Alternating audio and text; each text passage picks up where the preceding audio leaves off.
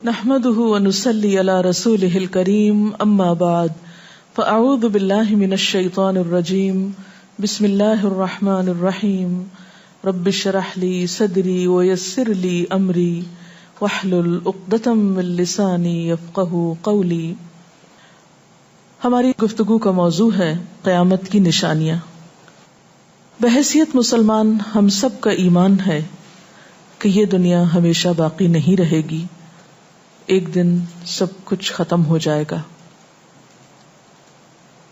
اور ایسا ہونا بھی چاہیے، اس لیے کہ ہر آغاز کا ایک انجام ہوتا ہے، ہر ابتدا کی ایک انتہا ہوتی ہے.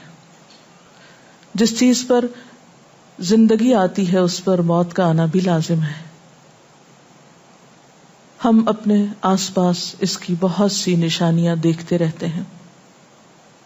کائنات میں بہت سے دلائل بکھرے ہوئے ہیں جو ہمیں یقین دلاتے ہیں کہ ایک دن یہ سب کارخانہ بند ہو جائے گا، ختم ہو جائے گا، یہ دنیا فنا ہو جائے گی. وہ وقت قرآن پاک کے الفاظ میں زمین و آسمان پر بہت بھاری ہوگا، اور اس بھاری وقت کے آنے سے پہلے دنیا میں کچھ علامات نمودار ہوں گی. تو آج چند ایک احادیث آپ کی خدمت میں پیش کروں گی جو قیامت کی نشانیوں کے بارے میں ہیں. اس سے ایک تو ہمیں اپنے عمل کا جائزہ لینے کا موقع ملے گا، دوسرے ان سے یہ بات سامنے آتی ہے کہ نبی صلی اللہ علیہ وسلم کی باتیں کتنی سچی باتیں تھیں. وہ لوگ جو حدیث کا انکار کرتے ہیں یا احادیث کا مذاق اڑاتے ہیں، وہ ان احادیث کی روشنی میں آج کے حالات کو دیکھ سکتے ہیں کہ آپ صلی اللہ علیہ وسلم نے اللہ تعالی کی بھیجی ہوئی وحی کی روشنی میں جو باتیں فرمائیں آج وہ ہم اپنی آنکھوں سے دیکھ رہے ہیں. بہرحال اس وقت میرے سامنے حضرت ابو ہریرہ رضی اللہ تعالی عنہ کی حدیث ہے جسے ابن خزیمہ نے روایت کیا ہے. رسول اللہ صلی اللہ علیہ وسلم نے فرمایا، قیامت کی نشانیوں میں سے ہے کہ آدمی مسجد کے پاس سے گزرے گا مگر اس میں 2 رکعتیں ادا نہیں کرے گا. آج کتنے ہی لوگ ایسے ہیں کہ جن کے گھروں کے سامنے مسجدیں ہیں، وہ دن رات مسجدوں سے آوازیں سنتے ہیں لیکن مسجد کے اندر نہیں جاتے. نبی صلی اللہ علیہ وسلم کے زمانے میں اس بات کا تصور ہی نہیں تھا کہ کوئی شخص اپنے آپ کو مسلمان کہے اور پھر وہ نماز نہ پڑھے. اسی لیے ہم دیکھتے ہیں کہ منافقین ہر حال میں مسجد میں پہنچتے تھے، بلکہ انہوں نے اپنی ایک الگ مسجد بھی بنائی تھی یا مسجد نامی عمارت بنائی تھی. لیکن قیامت کے نزدیک مسجدوں کے پاس سے گزرنے والے مسجد نہیں جائیں گے. ایک اور حدیث میں آتا ہے، حضرت انس فرماتے ہیں رضی اللہ تعالی عنہ کہ اللہ کے رسول صلی اللہ علیہ وسلم نے فرمایا، لوگوں پر ایک ایسا دور آئے گا کہ ان میں اپنے دین کی حفاظت پہ صبر کرنے والا اس شخص کی مانند ہوگا جو آگ کے انگارے کو اپنی مٹھی میں تھامنے والا ہے. یعنی دین پر استقامت اور دین پر عمل اتنا مشکل ہو جائے گا بعض اوقات کہ جیسے ایک انگارہ ہاتھ میں لینا کہ انسان نہ لے سکے اور نہ پھینک سکے. ایک اور نشانی جو آپ صلی اللہ علیہ وسلم نے ہمیں بتائی وہ یہ کہ زمانہ قریب آ جائے گا، عمل میں نقص واقع ہوگا اور بخیلی پیدا ہو جائے گی، دل تنگ ہو جائیں گے. ایک اور حدیث میں آتا ہے کہ بخیلی کا عام ہونا قیامت کی نشانیوں میں سے ہے. آج آپ دیکھیں کہ بسا اوقات انسان کے پاس اللہ کی دی ہوئی بے شمار نعمتیں ہوتی لیکن انسان ان نعمتوں میں کسی کو شریک نہیں کرتا. چھوٹی چھوٹی باتوں کو مائنڈ کر جانا، چھوٹی چھوٹی باتوں پہ ناراض ہو جانا، چھوٹی چھوٹی چیزوں کو حد سے زیادہ محسوس کر لینا، یہ سب کچھ شح کی وجہ ہی سے تو ہے، بخل کی وجہ سے ہی تو ہے. بخل صرف مال میں نہیں ہوتا، بخل تمام نعمتوں میں ہوتا ہے اگر ان میں اللہ کے دوسرے بندوں کو بطور شکر کے شریک نہ کیا جائے.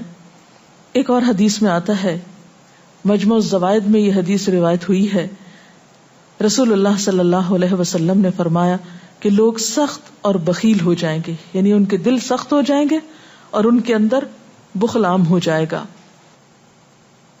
ایک اور نشانی قیامت کی آپ صلی اللہ علیہ وسلم نے یہ بتائی کہ مساجد میں زیب و زینت بہت ہوگی، یعنی نمازی تو کم ہوں گے لیکن مسجدیں سجائی بہت جائیں گی. حضرت انس بن مالک کی روایت ہے، مسند احمد نے اس کو روایت کیا ہے، رسول اللہ صلی اللہ علیہ وسلم نے فرمایا قیامت قائم نہیں ہوگی یہاں تک کہ لوگ مسجدوں میں فخر و مباحات کریں گے، یعنی مسجد کے بنانے میں، اس کے سجانے میں، اس کی آرائش میں ایک دوسرے کا مقابلہ کرنے لگیں گے. ایک اور حدیث میں آتا ہے کہ قیامت کی علامات میں سے ہے کہ لوگ مسجدوں کو سجایا کریں گے، یعنی اللہ تعالیٰ کو نماز پڑھ کے خوش کرنے کی بجائے مسجد بنا کے سجا کے خوش کرنے کی کوشش ہوگی. حضرت ابو الدرداء سے روایت ہے کہ جب تم لوگ مسجدوں کو سجانے لگو، قرآن کو مزین کرنے لگو تو تمہاری بربادی ہے، کیونکہ قرآن پاک پڑھنے کے لیے آیا، محض سجانے کے لیے نہیں.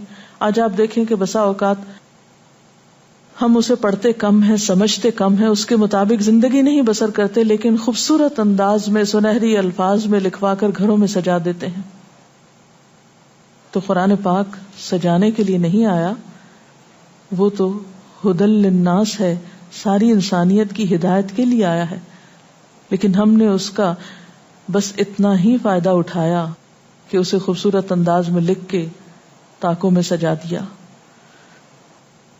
اسی طرح ایک اور نشانی کہ انسان حلال حرام کی پرواہ نہیں کرے گا. رسول اللہ صلی اللہ علیہ وسلم نے فرمایا، صحیح بخاری کی روایت ہے، لوگوں پہ ایسا وقت ضرور آنے والا ہے کہ آدمی اس بات کی بالکل فکر نہیں کرے گا کہ جو مال اس نے حاصل کیا ہے وہ حلال ہے یا حرام ہے، یعنی کس ذریعے سے حاصل کیا ہے. ایک اور حدیث میں آتا ہے کہ قیامت سے پہلے سود پھیل جائے گا. ایک اور روایت میں آتا ہے کہ ہر شخص تک اس کا کچھ نہ کچھ غبار پہنچے گا، یعنی کچھ لوگ تو براہ راست اس میں انوالو ہوں گے اور کچھ لوگ انڈائریکٹلی اس سے متاثر ہوں گے. اسی طرح قیامت کی نشانیوں میں سے ایک اور نشانی دیگر امتوں کی مشابہت اور تقلید ہوگی. حضرت ابو سعید رضی اللہ تعالی عنہ سے روایت ہے، رسول اللہ صلی اللہ علیہ وسلم نے فرمایا، تم اپنی سابقہ امتوں کی ایک ایک بالشت اور ایک ایک گز میں اتباع کرو گے، یعنی چھوٹے سے چھوٹے معاملے میں اور بڑے سے بڑے معاملے میں ان کی پیروی کرو گے، حتیٰ کہ اگر وہ کسی سانڈے کے سوراخ میں داخل ہوئے ہوں گے، یعنی گوہ کے سوراخ میں، تو تم بھی ان کی پیروی کرو گے، اس سوراخ میں بھی گھسو گے. ہم نے پوچھا، یا رسول اللہ صلی اللہ علیہ وسلم، کیا آپ کی مراد یہود و نصارہ ہیں؟ فرمایا، پھر اور کون؟ اور آج ہم مسلمان دیکھ سکتے ہیں کہ ہم کس کی پیروی کر رہے ہیں، کتاب اللہ اور سنت رسول اللہ صلی اللہ علیہ وسلم کی یا کسی اور کی. قیامت کی نشانیوں میں سے ایک نشانی زلزلے بکثرت آئیں گے. حضرت ام سلمہ سے روایت ہے، مسند احمد میں یہ روایت آتی ہے، رسول اللہ صلی اللہ علیہ وسلم نے فرمایا، قیامت سے پہلے موت کی سخت وبا پھیلے گی، پھر زلزلوں والے سال آئیں گے. ایک اور روایت میں آتا ہے، قیامت کی نشانیوں میں سے ہے کہ ناگہانی موت کثرت کے ساتھ ہوگی، یعنی اچانک ڈیتھ، یکا یک بیٹھے بیٹھے فوت ہو گئے. امام بخاری نے اس حدیث پر کچھ شعر بھی لکھے ہیں جن کا ترجمہ ہے، فارغ وقت کو غنیمت سمجھ کر کچھ رکوع کر لو، یعنی فارغ بیٹھنے سے بہتر ہے کچھ نوافل پڑھ لو، قریب ہے کہ تیری موت اچانک واقع ہو. تم کتنے ہی صحت مند لوگوں کو دیکھتے ہو جن کی صحت مند جانیں اچانک فوت ہو جاتی ہیں، یعنی ختم ہو جاتی ہیں. حافظ ابن حجر عسقلانی جنہوں نے بخاری کی شرح لکھی ہے فتح الباری، وہ کہتے ہیں یہ عجیب اتفاق ہے کہ امام بخاری خود بھی اسی طرح اچانک فوت ہوئے تھے. یعنی اچانک موت جو ہے وہ کسی پر بھی آ سکتی ہے، کوئی نیک ہو یا بد ہو. ہم یہ نہیں کہہ سکتے کہ ہم بہت نیک ہیں یا ہم بڑے اچھے کام کرتے ہیں تو ہمارے ساتھ یہ معاملہ نہیں ہو سکتا، یہ کسی کے ساتھ بھی ہو سکتا ہے. اس لیے جو وقت آج ہمیں حاصل ہے، جو لمحات آج ہمیں ملے ہیں، ان کو غنیمت سمجھیں اور نیکی کے کام میں پیچھے نہ رہیں. پھر قیامت کی نشانیوں میں سے ایک نشانی یہ بھی بتائی گئی کہ لوگ جان پہچان والوں کو بس سلام کریں گے. عامر بن اسود فرماتے ہیں رضی اللہ تعالی عنہ کہ ہم حضرت عبداللہ بن مسعود کے ساتھ ایک مسجد میں گئے تو جماعت کھڑی تھی، پھر لوگوں نے رکوع کیا اور ہم بھی رکوع کرتے ہوئے ساتھ شامل ہو گئے۔ اتنے میں ایک آدمی آیا اور کہنے لگا، ابو عبد الرحمن، یہ عبداللہ بن مسعود کی کنیت ہے، آپ کو سلام۔ عبداللہ بن مسعود نے حالت رکوع ہی میں فرمایا، اللہ اور اس کے رسول صلی اللہ علیہ وسلم نے سچ کہا تھا۔ نماز کے اختتام پر کچھ لوگوں نے آپ سے پوچھا کہ آپ نے فلاں شخص کے سلام پر یہ کیوں کہا کہ صدق اللہ و رسولہ، اللہ اور اس کے رسول صلی اللہ علیہ وسلم نے سچ کہا۔ ابن مسعود نے فرمایا، میں نے نبی صلی اللہ علیہ وسلم سے سنا کہ قیامت کی نشانیوں میں سے ہے کہ سلام صرف پہچان والوں کو کیا جائے گا۔ یعنی آپ کسی مجلس میں جاتے ہیں، مسنون طریقہ کیا ہے؟ اگر آپ کسی گیدرنگ میں جائیں، سب کو بیک وقت السلام علیکم کہیں، لیکن بہت دفعہ آپ نے دیکھا ہوگا کہ لوگ آتے ہیں، سب کو نہیں پوچھتے، ان میں سے جو جان پہچان والا ہوتا ہے اس کا نام لے کر بس سلام کرتے ہیں۔ پھر اسی طرح ایک اور نشانی یہ کہ لوگ دعا اور طہارت میں زیادتی کریں گے۔ حضرت سعد رضی اللہ تعالی عنہ سے روایت ہے، انہوں نے سنا کہ ان کا بیٹا اس طرح دعا کر رہا ہے، یا اللہ میں تجھ سے جنت کا سوال کرتا ہوں، اس کی نعمتوں کا سوال کرتا ہوں، اس کی رونقوں اور تر و تازگیوں کا سوال کرتا ہوں، وغیرہ وغیرہ، اور میں آگ سے تیری پناہ مانگتا ہوں، اس کی زنجیروں سے اور طوقوں سے پناہ مانگتا ہوں۔ تو حضرت سعد نے فرمایا، تم نے اللہ تعالیٰ سے خیر کثیر کا سوال کیا ہے اور ضرر کثیر سے پناہ مانگی ہے، جبکہ میں نے رسول اللہ صلی اللہ علیہ وسلم سے سنا کہ ان قریب ایسے لوگ ہوں گے جو دعا میں زیادتی کریں گے۔ یعنی صرف یہ کہہ دینا کافی ہے کہ اللہ تو ہمیں جنت عطا فرما اور دوزخ سے بچا، اس کی بہت تفصیلات میں جانے کی ضرورت نہیں۔ جب جنت میں داخل ہو گئے تو سب کچھ نصیب ہو گیا، اور جب جہنم سے بچ گئے تو سب سے بچت ہو گئی۔ پھر آپ نے یہ آیت پڑھی، اپنے رب سے عاجزی سے دعا مانگو، یقیناً وہ زیادتی کرنے والوں کو پسند نہیں کرتا۔ یعنی دعاؤں میں زیادتی اور اس قسم کی تفصیلات یہ پسندیدہ نہیں ہے۔ تمہیں یہی کافی تھا کہ تم یوں کہتے، یا اللہ میں تجھ سے جنت اور ہر اس قول و عمل کا سوال کرتا ہوں جو جنت کے قریب کر دے، اور میں تیری پناہ چاہتا ہوں جہنم سے اور ہر اس قول و عمل سے جو جہنم کے قریب کرے۔ تو اتنا کہنا کافی تھا۔ پھر قیامت کی نشانیوں میں سے ایک نشانی آپ صلی اللہ علیہ وسلم نے یہ بھی بتائی کہ نااہل حاکم مقرر کیے جائیں گے۔ حضرت ابو ہریرہ سے روایت ہے کہ قیامت کی نشانیوں میں سے ہے کہ ذلیل اور کمینے لوگ نیک شریف لوگوں پر غالب ہو جائیں گے۔ کیوں ابن مسعود، کیا تم نے بھی یہ بات میرے محبوب صلی اللہ علیہ وسلم سے سنی ہے؟ ابن مسعود نے فرمایا، ہاں رب کعبہ کی قسم۔ حضرت حذیفہ سے روایت ہے کہ قیامت اس وقت تک قائم نہ ہوگی جب تک کہ تم اپنے امام کو قتل نہ کرو گے، یعنی لوگ اپنے حاکموں کو مارنے لگیں گے اور اپنی تلواروں کے ساتھ آپس میں ہی لڑائی کرو گے، علاوہ ازیں تم میں سے بدترین لوگ تمہاری دنیا کے وارث ہو جائیں گے۔ اسی طرح قیامت کی نشانیوں میں سے ایک نشانی یہ بھی ہے، حضرت عبداللہ بن مسعود سے مروی ہے کہ رسول اللہ صلی اللہ علیہ وسلم نے فرمایا، قیامت کے قریب صرف مخصوص لوگوں کو سلام کیا جائے گا۔ تجارت اس قدر پھیل جائے گی کہ عورت تجارت میں اپنے خاوند کا ہاتھ بٹائے گی، یعنی اتنا بزنس ہوگا کہ مرد سے اکیلے نہیں سنبھالا جائے گا، عورتیں اس میں شریک ہوں گی، رشتہ داری توڑی جائے گی، یعنی مال کثرت سے ہونے کے باوجود رشتہ داروں کا خیال نہیں رکھا جائے گا، جھوٹی گواہی دی جائے گی، حق چھپایا جائے گا، اور قلم کا ظہور ہو جائے گا، یعنی نشر و اشاعت خوب ہوگی، خوب لکھا جائے گا۔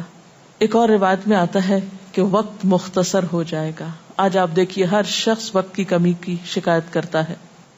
حضرت ابو ہریرہ رضی اللہ تعالیٰ عنہ سے روایت ہے، رسول اللہ صلی اللہ علیہ وسلم نے فرمایا، قیامت قائم ہونے سے پہلے یہ نشانی ظاہر ہوگی کہ زمانہ قریب آ جائے گا، یتقارب الزمان، سال مہینے کی طرح، مہینہ ہفتے کی طرح، ہفتہ دن کی طرح، اور ایک دن ایک گھنٹے کی طرح، اور ایک گھنٹہ آگ کے شعلے کی طرح تیزی سے گزرنے والا ہو جائے گا۔ اور آج آپ دیکھیے کہ اللہ کے رسول صلی اللہ علیہ وسلم کی یہ بات کتنی سچ معلوم ہوتی ہے کہ ہر شخص وقت کی کمی کا شکار ہے، اور پتہ ہی نہیں چلتا ہفتہ گزر گیا، پتہ ہی نہیں چلتا مہینہ گزر گیا، پتہ ہی نہیں چلتا سال گزر گیا، پتہ ہی نہیں چلتا اتنی عمر گزر گئی، کل کی بات لگتی ہے. اور انڈائریکٹلی یہ اشارہ اس بات کی طرف کہ زندگی کی رفتار بہت تیز ہو جائے گی، یعنی فاسٹ لائف جس کو آپ کہتے ہیں اس کا شکار ہو جائے گا. ایک اور روایت میں آتا ہے کہ دنیا محبوب ہو جائے گی، موت سے نفرت ہو جائے گی. حضرت ابو ہریرہ سے روایت ہے، رسول اللہ صلی اللہ علیہ وسلم نے حضرت ثوبان سے فرمایا، اے ثوبان، اس وقت تمہارا کیا حال ہوگا جب دوسری امتیں تم پر اس طرح ٹوٹ پڑیں گی جس طرح تم کھانے کے برتن پہ ٹوٹ پڑتے ہو. ثوبان نے کہا، میرے ماں باپ آپ پہ قربان، اے اللہ کے رسول صلی اللہ علیہ وسلم، کیا اس وقت ہم تعداد میں کم ہو جائیں گے؟ فرمایا، نہیں، بلکہ تم کثرت میں ہوگے، لیکن اللہ تعالیٰ تمہارے دلوں میں وہن ڈال دے گا. صحابہ نے پوچھا، یا رسول اللہ صلی اللہ علیہ وسلم، وہن کیا چیز ہے؟ آپ نے فرمایا، دنیا سے محبت اور جہاد سے نفرت. اور ایک روایت میں آتا ہے، دنیا سے محبت اور موت سے نفرت. اسی طرح نیک لوگ آہستہ آہستہ کم ہو جائیں گے. رسول اللہ صلی اللہ علیہ وسلم نے فرمایا، نیک لوگ یکے بعد دیگرے رخصت ہوتے جائیں گے، فوت ہوتے جائیں گے. فضول لوگ باقی رہ جائیں گے، بیکار، نکمے، جس طرح جو کا بھوسا یا ردی کھجور باقی رہ جاتی. اللہ تعالیٰ ان فضول لوگوں کی کچھ پرواہ نہ کرے گا، کوڑے کرکٹ کی طرح ہوں گے جن کی کچھ پرواہ نہ کرے گا کہ ان کو پھینک دیا جائے یا کاٹ دیا جائے یا کہیں جلا دیا جائے. ایسے لوگوں کی اللہ تعالیٰ کو کچھ بھی ضرورت نہیں ہو. حضرت عمرو بن شعیب اپنے والد سے اور اپنے دادا سے روایت کرتے ہیں، رسول اللہ صلی اللہ علیہ وسلم نے فرمایا، لوگوں پر ایک ایسا وقت آئے گا کہ ان کی خوب چھانٹی صفائی کی جائے گی تو فضول لوگ باقی رہ جائیں گے اور نیک لوگ ختم ہو جائیں گے. پھر آپ نے اپنے دونوں ہاتھوں کی انگلیوں کو آپس میں ملا کر فرمایا، اس طرح ان کے وعدے اور امانتیں خلط ملط ہو کر رہ جائیں گے اور وہ اختلافات کا شکار ہو جائیں گے. یعنی نہ ان میں وعدوں کا پاس ہوگا، نہ امانتوں کی ادائیگی کا احساس ہوگا، اور وہ ایک ہی چیز جانیں گے اور وہ لڑائی جھگڑا، اختلافات. کیونکہ کوڑا کرکٹ ہے نا، کوئی وزن تو اس کا ہے نہیں، کوئی اصول تو ہے نہیں، کسی نیک کام میں استقامت تو ہے نہیں، بس جدھر کو پانی جا رہا ہے اس پہ بہ رہے ہیں، ہوا چل رہی ہے اس پہ اڑ رہے ہیں. تو ایسے نکمے اور بیکار لوگ باقی بچیں گے اور پھر ایک دن دنیا اپنے اختتام کو پہنچ جائے گی. ہر گھر میں فتنہ داخل ہو جائے گا. حضرت عوف بن مالک فرماتے ہیں کہ میں غزوہ تبوک کے موقع پر رسول اللہ صلی اللہ علیہ وسلم کی خدمت میں حاضر ہوا جبکہ آپ اس وقت چمڑے کے ایک خیمے میں تشریف فرما تھے. آپ نے فرمایا، قیامت کی 6 نشانیاں گن لو. پھر ایک ایسا عام اور تباہ کن فتنہ ہوگا کہ عرب کا کوئی گھر بھی اس کی لپیٹ میں آنے سے محفوظ نہ رہ سکے گا. تو اللہ تعالیٰ سے دعا ہے کہ وہ ہمارے ایمان اور عمل کی حفاظت فرمائے اور ہمیں نیکی کی توفیق عطا فرمائے، اپنی ذمہ داریوں کو صحیح معنوں میں پورا کرنے کی توفیق عطا فرمائے. اگر آپ کے ذہن میں کوئی سوال ہو تو آپ کر سکتے ہیں. جو لوگ قیامت کی ان علامات کا مذاق اڑاتے ہیں اور کہتے ہیں کہ یہ حالات تو بہت عرصے سے ہیں، قیامت آنی ہوتی تو آ چکی ہوتی، تو ہم کیا کر سکتے ہیں، انہیں کیسے سمجھا سکتے ہیں؟ دیکھیے کہ جو لوگ مذاق اڑانے پر تل جاتے ہیں ان کا کوئی علاج نہیں. نبی صلی اللہ علیہ وسلم کے زمانے میں بھی ایسے لوگ موجود تھے جو دین کے شاعر کا مذاق اڑاتے تھے. قرآن نے ایسے لوگوں کو منافق بتایا ہے. اور بات یہ ہے کہ جب قیامت آئے گی تو پھر کسی سے پوچھ کر نہیں آئے گی، اس کا وقت تو اللہ تعالیٰ کو معلوم ہے، اور جب آ جائے گی تو کوئی اس سے فرار حاصل نہیں کر سکے گا. آج ہمیں اللہ تعالیٰ نے اختیار دیا ہے، چاہیں تو کسی چیز کو مانیں اور چاہیں تو انکار کر دیں، لیکن جب اصل حقیقت سامنے آئے گی تو پھر ہم انکار نہ کر سکیں گے. آپ نے بتایا کہ قیامت کی نشانیوں میں ہے کہ طہارت میں بھی زیادتی کی جائے گی، تو اس سے کیا مراد ہے؟ اس کا معنی یہ ہے کہ لوگ طہارت حاصل کرتے وقت وسائل یا ریسورسز کو بہت ضائع کریں گے. مثلاً یہ کہ وضو کرتے وقت بہت زیادہ پانی لنڈھانا، بہت صابن گرانا، اسی طرح نہاتے وقت بہت پانی ضائع کرنا. نبی صلی اللہ علیہ وسلم کے زمانے میں پانی کی قلت بھی ہوتی تھی، لیکن اس کے باوجود آپ صلی اللہ علیہ وسلم کی تعلیمات میں ہے یہ بات کہ ایک شخص کو آپ نے فرمایا تھا کہ خواہ تم دریا کے کنارے بیٹھے ہو پھر بھی وضو کے لیے اتنا ہی پانی لو جتنا تمہاری ضرورت ہے، یعنی بہت زیادہ پانی ضائع نہ کرو. آج ہم دیکھتے ہیں کہ بہت سے وسائل کے ذریعے پانی کا حصول بعض علاقوں میں بہت آسان ہو گیا ہے اور لوگ بہت ناقدری کے ساتھ پانی ضائع کرتے ہیں.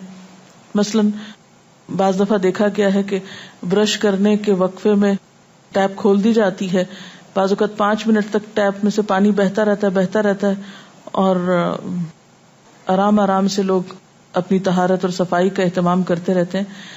تو کسی بھی طرح کے وسائل کو ضائع کرنا جو ہے وہ اسلامی تعلیمات کے خلاف ہے، خواہ وہ دین کے کسی کام کے کرنے میں ہی کیوں نہ استعمال کیے جائے، وضو جیسی چیز میں ہی کیوں نہ استعمال کیے جا رہے ہوں.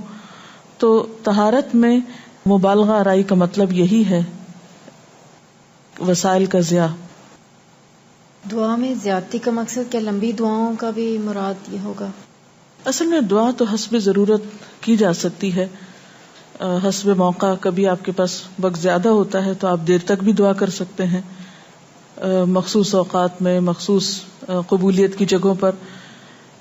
لیکن سنت کے طریقے سے ہٹ کر مبالغہ آرائی کے انداز میں دعا کرنا اور پھر ردیف قافیے ملا کر دعا کرنا یا شعر و شاعری کے انداز میں دعا کرنا، ان چیزوں سے منع کیا گیا. وآخر دعوانا ان الحمد للہ رب العالمین. سبحانک اللہم وبحمدک نشہد ان لا الہ الا انت نستغفرک ونتوب الیک. والسلام علیکم ورحمۃ اللہ وبرکاتہ.